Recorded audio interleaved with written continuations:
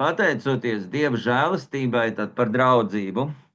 Es cietumā pavadīju tikai 3 gadus. Tieši tur es beidzot sapratu anīmo alkohoļu nozīmi.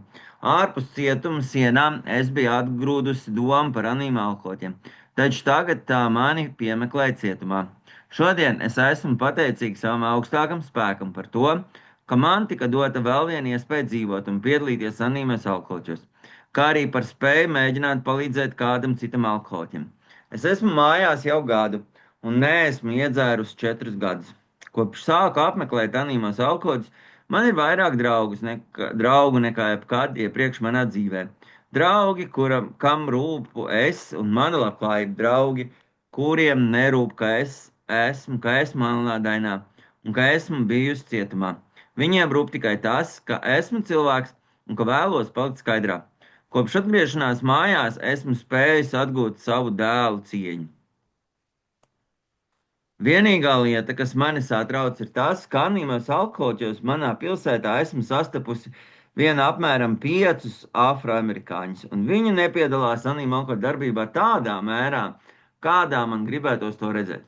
Es nezinu, vai tas ir kāds spēks, vai ieradums, vai kas cits, kas viņus notur vienā vietā, taču es zinu, ka anīmo alkohoļi daudz darām darbu, un neviens no mums to nevar padarīt, stāvēdams malā. Man liekas, ka daži afroamerikāņi gan šeit, gan citviet baidās apmeklēt dažādākas sapulces. Es gribētu pateikt, ka nevajag baidīties, jo neviena anīma alkohoļa sapulcē jums nekodīs. Anīma alkohoļos neviens nenodala ādas krāsu vai tautību. Ja vien jūs dosiet iespēju, jūs redzēsiet, ka mēs patiešām esam cilvēki, un mēs jūs uzņemsim atvērtām rokām un sirdīm. Šo savu dzīves stāstu es rakstu anīma alkohoļu konvencijas laikā.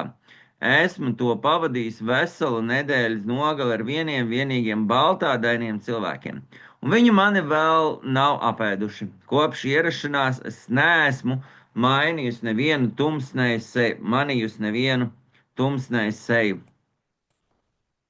Izņemot savēju, un ja es nepalūkotos spogulī, es nezinātu, ka esmu melnādaina, jo pret mani izturās kā pret savējo.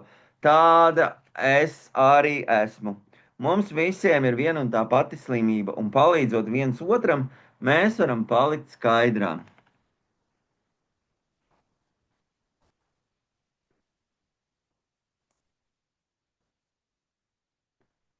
Šodien 3. augusts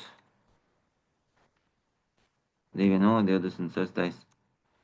gads.